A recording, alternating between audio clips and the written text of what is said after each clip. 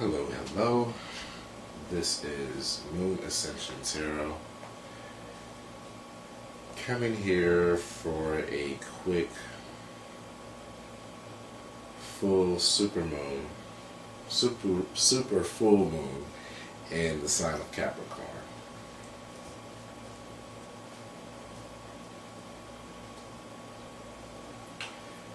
I want to start off with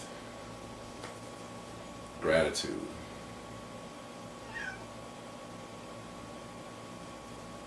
Grateful for this day, grateful for this moment, grateful for an opportunity to acknowledge and to work with this energy. Having a conversation with myself, about what this can mean for me, and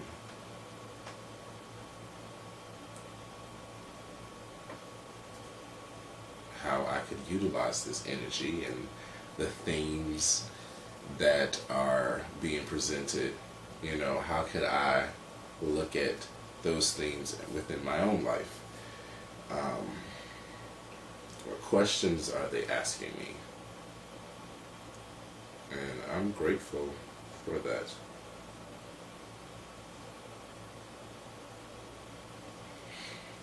I'm grateful for shelter, grateful for employment, grateful for health.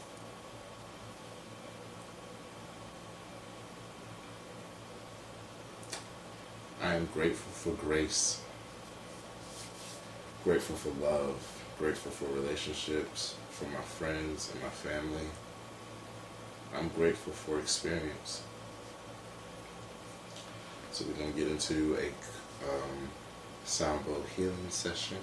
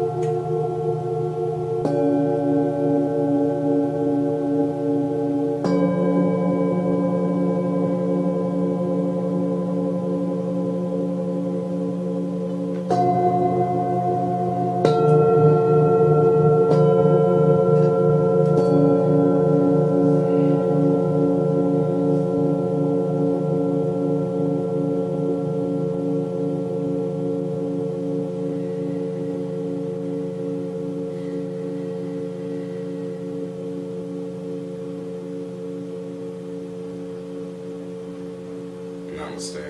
Thank you.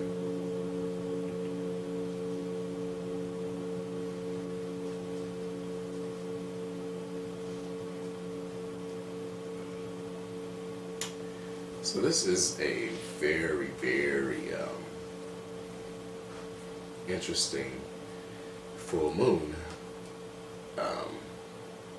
This is a super full moon, which means that it is closer to Earth than other full moons, and it is also considered, also known as the buck full moon.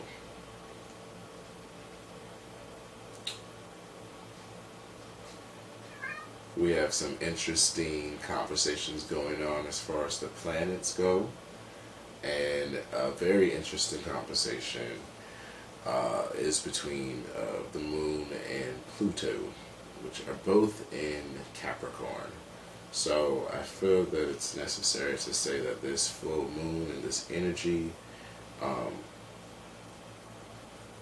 it provides us with a huge invitation to transform ourselves, transform our way of thinking, our way of, which affects what it is that we do.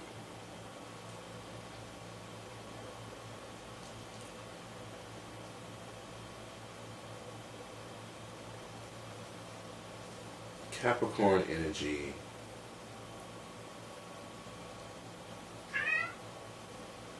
it asks us, or it brings the opportunity to question our discipline for self, our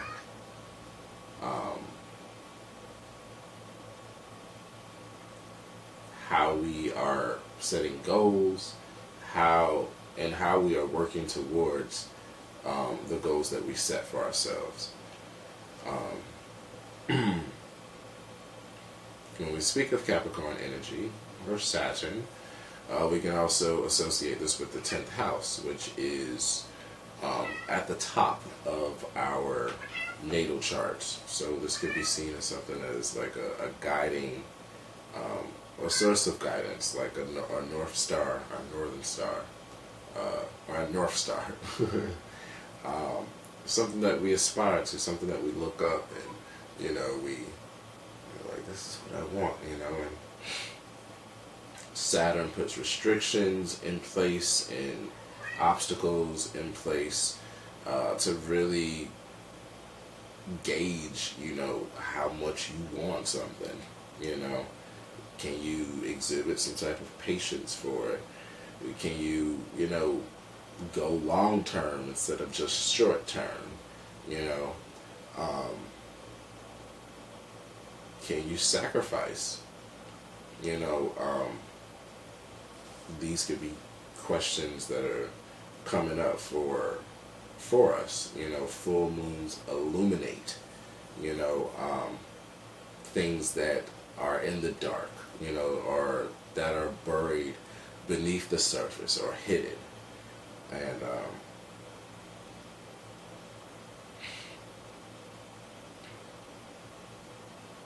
this energy could be, just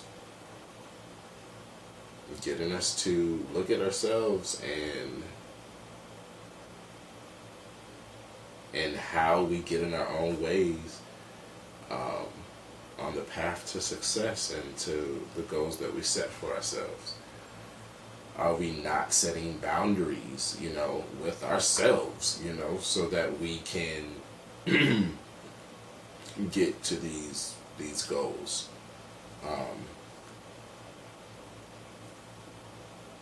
Are we not planning,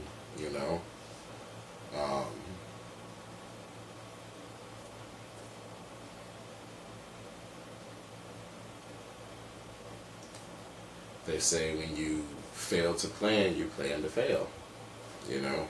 Are we doing that? Are we just saying what we want to do, but not putting it on a piece of paper, writing it in a journal, keeping tab of what it is that we want and tracking progress, gauging our progress in some type of way,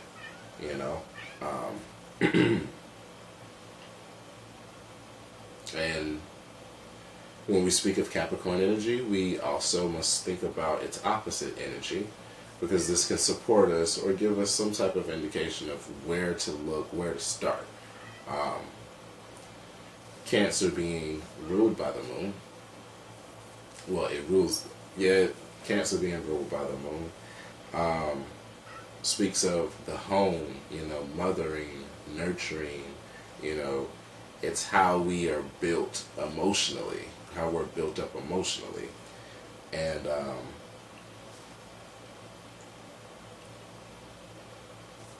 what happens in the home, how we are built up, whether that is without a front door or without some windows, however our house was built up, or how we were built up in the sense of a house, however we were built up, that translates into how we perform in the outside world, how we perform in public, what we do in public, and the 10th house being about successes and your achievements and your status, and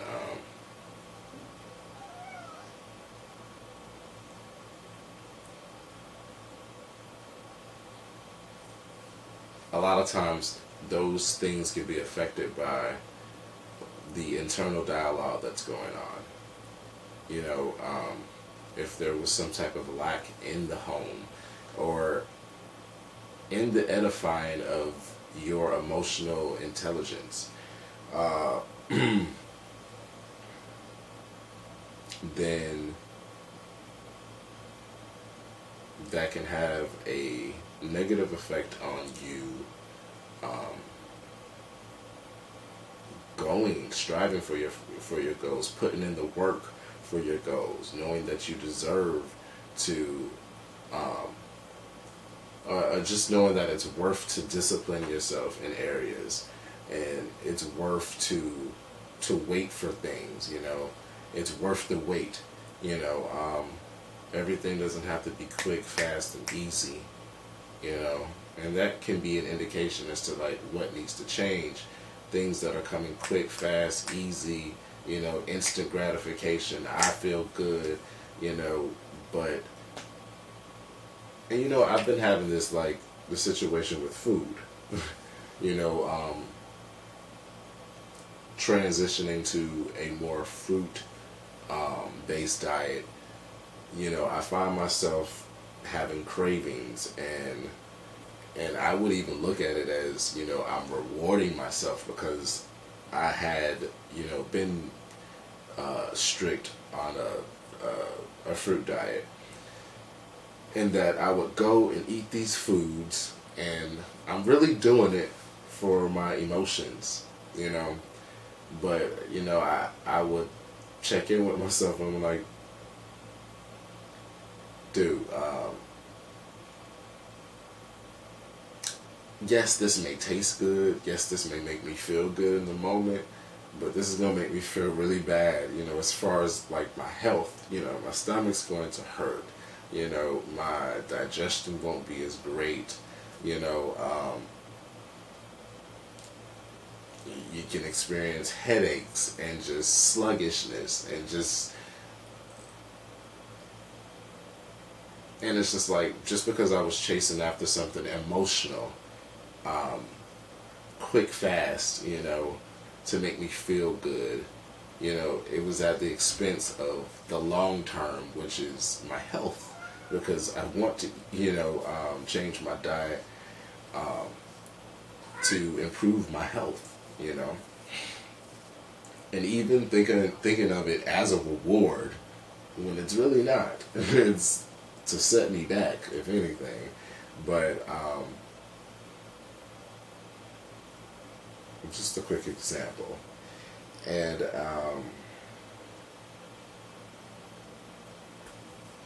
you ever heard the expression, like, who raised you? Like, it's an expression that usually indicates, like, absurd behavior, like crazy, like, like, where did you learn that from? You know, it's like the things that you learn in the home, you know, as a child.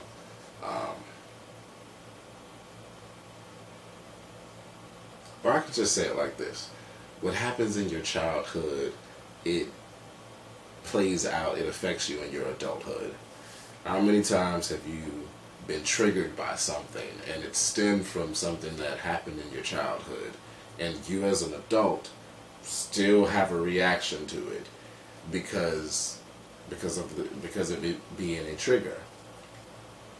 You know, and let's just say this has to deal with your self-esteem, your self-worth.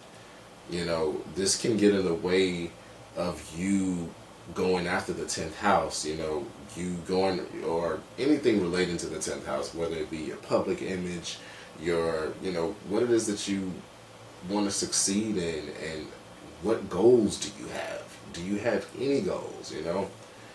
If a person who lacks self-esteem, self-worth, they don't think that they're worth much, so they're not going to strive for much. They're not going to, challenge themselves, or a person who just doesn't think that they're worth, or that they can do anything, Maybe you came from a household that edified you with beliefs that you weren't good enough, and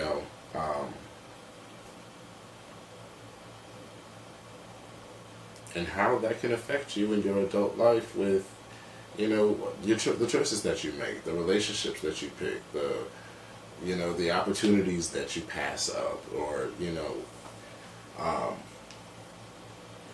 so it's just really looking at what's going on internally, and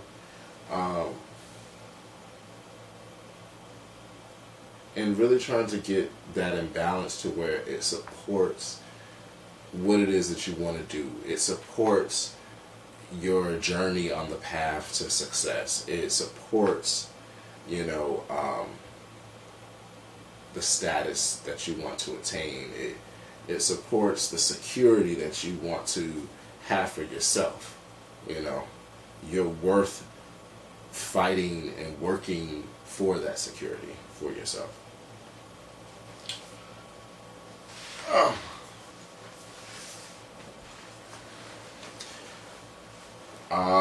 With this energy being with Pluto, this is a great invitation for transformation. Wherever we have Pluto or Scorpio energy, we are going to be dealing with the theme of power. And this even speaks to, like, how can you give your power away? If you were brought up in a home that really doesn't make you feel like you needed to speak up for yourself, you won't speak up for those opportunities that come up your way, And it's like, how can you get to the root of that situation, of where that stemmed from, and be able to nip it in the bud, so to speak. How can you get to the bottom of it to where you can transform the fear or the relinquishing of your power and gain your power back, to where you can then use that to build yourself internally to go for what it is that you know that you deserve, I feel like this is, a theme of, like, edifying yourself, building yourself. How can you build yourself to where, you'll go out there and assert yourself to say, this is what I deserve, I'm going for it, and you can be able to negate and challenge, the earlier programming that you had that said you couldn't do it, that said that you're not good enough for it.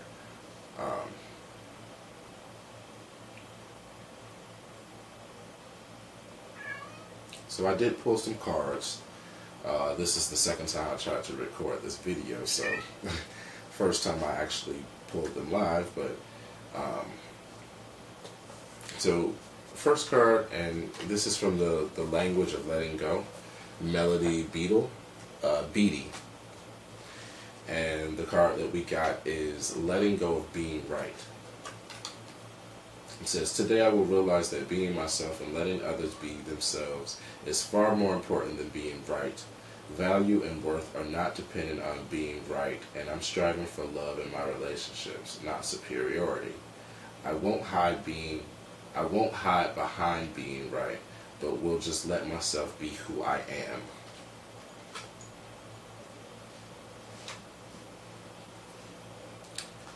And we pulled some tarot cards. First card is where we currently are. The second card is where we are headed, where we're going. And the third card is advice. And then we have a supporting card. Supporting that advice. So where we are is, we got the card death. And I was just speaking about the Pluto energy and how that lends energy to transform and to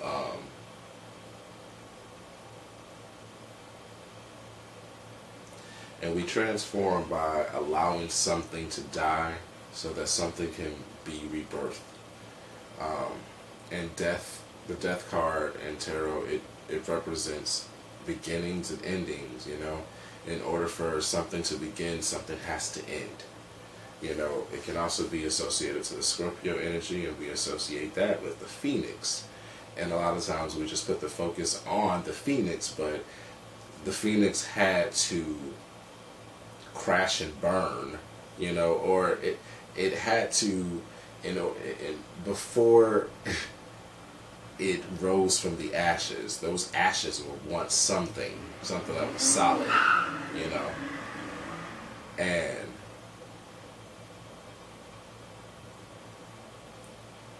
sometimes you have to let go. You have to allow something to burn away, you know, so that ashes can be created to where a phoenix can rise from them, you know.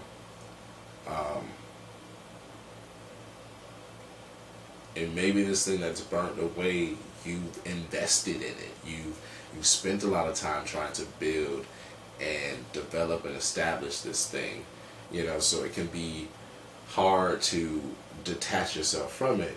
And even speaking of attachments or detachments, you know, Capricorn energy is represented by the Devil card in tarot, and that could represent unhealthy attachments that we may have, you know, and it may be to something that we may need to release, something that has ended and we don't want to let go, so it really doesn't end, you know, when it has already reached its expiration date, you know. So the Death card, it encourages us or invites us to release and to trust in the process. You know, when something leaves, we don't know how to do without that because we may have an attachment to it. And, you know, we may build up fear, and the fear of not knowing exactly what's going to happen next can make you, you know, run right back to what it is that you felt comfortable with, you know. And that's another thing, comfort zone, you know, because fourth house or Cancer energy is about comfort, you know. Going to the 10th house and what you may have to do for your public image and what you may have to do for your success, you will have to put yourself out there. You will have to step out of your comfort zone. You will have to do things that don't naturally come to you so easily, you know.